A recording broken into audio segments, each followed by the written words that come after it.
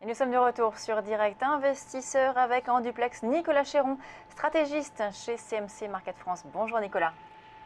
Bonjour Lucie, bonjour Aziz. Bonjour Nicolas. Alors on commence avec vous à parler tout d'abord du S&P, l'indice américain qui a marqué une forte hausse hier, plus 1,62%. On arrive sur les plus hauts, on revient sur les plus hauts de l'année. Est-ce que vous pensez que l'on peut retoucher vraiment ces plus hauts ou au contraire, eh bien, on a cette Fed qui est là et qui devrait donc relever ses taux, ça pourrait impacter la hausse des marchés? Alors Lucie, à très court terme, et je pense que vous en parlerez aujourd'hui, c'est donc pour ça que je suis pas allé sur le terrain, je trouve que le DAX est un petit peu suracheté, qu'on est allé un peu haut, un peu vite. Le DAX vient de prendre en effet 600 points en 4 jours, et même si la tendance est court terme, moyen terme et long terme haussière, eh bien il faut parfois savoir laisser un petit peu reposer le marché. Ici je vous ai mis un graphique de long terme du SP500, un graphique de long terme qui nous montre bien à quel point la tendance de long terme reste haussière, à quel point depuis 1 an et demi nous sommes dans un range.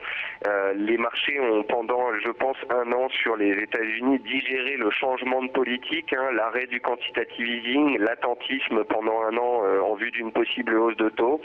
Et malgré les déboires de la Grèce, malgré les déboires de la Chine, malgré le ralentissement des émergents, eh bien où est-on à la fin de cette année et alors que les États-Unis s'apprêtent à peut-être monter leur taux, eh bien on est juste sous les plus hauts.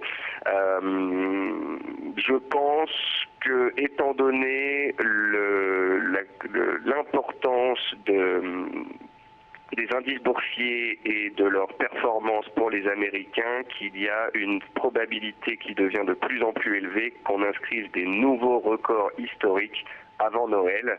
Le marché a gagné 1,5% hier alors que les États-Unis ont annoncé une hausse de taux potentielle. Donc on sait désormais que les investisseurs accordent plus d'importance au fait que l'économie américaine va mieux, va bien, et que donc c'est un fait positif plutôt que ce que ça pourrait avoir comme incidence sur les marchés obligataires et les marchés actions. Et donc sachant en plus que le mois de décembre est un mois qui théoriquement connaît un petit rallye de Noël et en tous les cas une performance positive, je pense que nous avons de plus en plus. Oui, pardon. On a de plus en plus de chances de voir un record. Voilà. On a également aujourd'hui ce qu'on appelle le Black Friday avec le lendemain donc de Thanksgiving aux États-Unis qui est le signal finalement, le démarrage des achats de Noël pour nombreux consommateurs américains et souvent eh bien, ça se retrouve aussi dans les cours de bourse avec des fortes hausses. Est-ce que ça pourrait jouer, vous pensez, aujourd'hui ? Oui, c'est une très bonne remarque, Lucie.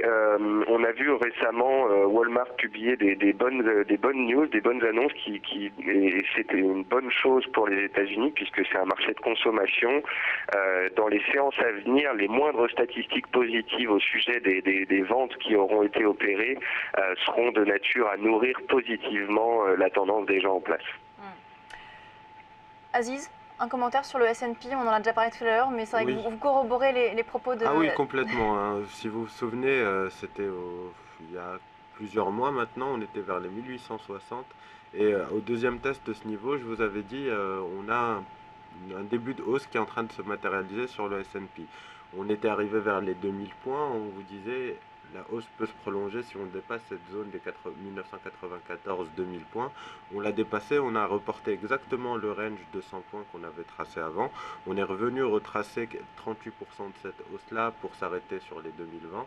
Et là, on repart vers les anciens sommets. Tout d'abord, et puis pourquoi pas beaucoup plus haut. En tout cas, c'est vrai que l'économie américaine qui semble se reprendre se reflète bien sur les indices et notamment la S&P.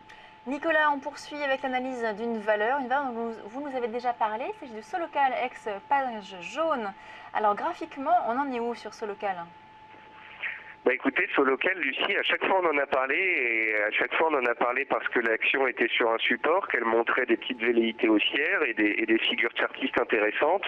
Je vous ai mis les petites flèches sur les graphiques quand on en a parlé les dernières fois.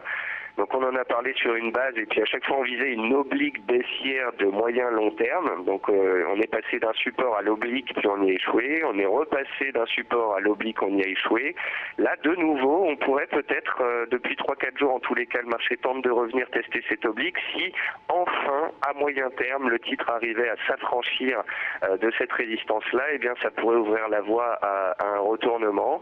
Rappelons que récemment le titre, il y a eu un regroupement d'actions l'action était à 30 centimes, on a été regroupé par 30 je crois à peu près.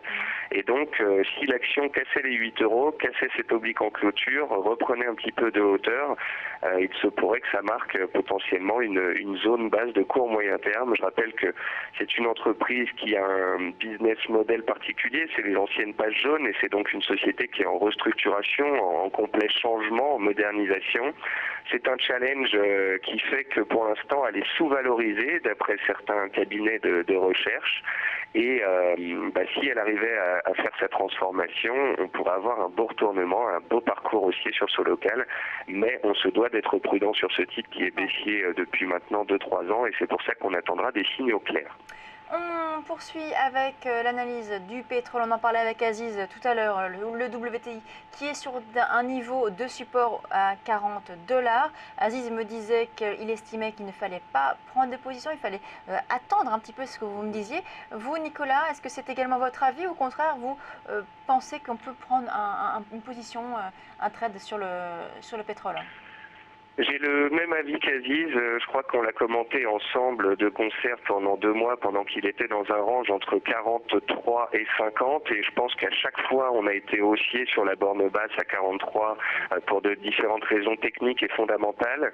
La semaine dernière, vous aurez remarqué que quand on est revenu à 43, je vous ai dit ne plus m'y intéresser parce qu'au vu des indicateurs techniques et des fondamentaux et du fait qu'on retournait de nouveau une 3e fois sur ce support, je n'étais plus du tout optimiste sur un rebond potentiel sur ce seuil. La suite, on la connaît, on arrive sur les 40 $, les stocks inférieurs aux attentes hier n'ont pas permis un rebond des cours, on reste sous pression. Alors j'attends la sortie du range 40-43 et si le marché nous surprend en cassant les 43 par le haut, alors nous reviendrons peut-être sur des stratégies potentiellement haussières. À court moyen terme, là pour l'instant je note une pression baissière, une accélération potentielle en cas de cassure des 40 $ vers les plus bas. À vous dire vrai, à échéance 3 à 6 mois, je ne serais absolument pas choqué au vu des fondamentaux, le ralentissement économique mondial et puis forte offre de la part des pays du Golfe et des États-Unis. Je ne serais pas étonné qu'on voit un nouveau plus bas pluriannuel et qu'on passe sous les plus bas d'il y a du mois d'août à 37 $. Alors, donc oui. non. Pas de velléité ni de constat haussier de ma part. Un mot maintenant sur une paire, l'USD CAD, le dollar face au dollar canadien, donc une paire également corrélée au pétrole. On est en légère baisse aujourd'hui, moins 0,33%. Que recommandez-vous sur cette paire? Enfin, quelle est votre analyse de la paire? Eh bien, sur la paire USD4, si vous voulez, c'est une paire qui est inversement corrélée au pétrole. Donc, généralement, quand le pétrole monte, eh bien, cette paire la baisse. Ce que je note depuis 2 séances, c'est que malgré la pression baissière sur le pétrole, cette paire est elle-même tout de même sous pression. Je pense que là, c'est le dollar américain qui joue son rôle et qui pressurise les cours à la baisse. Je vous l'avais déjà montré, je vous le remontrerai très prochainement, mais sur l'USD CAD, il y a une résistance à 1,34 qui date des années 2002-2003, mais également des années 90. C'est une résistance pluriannuelle majeure. Or, alors qu'on a un pétrole qui se stabilise, alors qu'on a le dollar sur lequel les opérateurs prennent des bénéfices, alors même que la Fed a parlé d'une hausse de taux, je trouve ça intéressant peut-être de regarder ce qui se passe sur l'USD4 parce qu'une consolidation des cours à court terme, en tous les cas, est dans les tuyaux. Ouais. Très bien, merci Nicolas Chéron, donc stratégiste chez CMC Market France. On marque une courte pause, on se retrouve tout de suite sur Direct Investisseur.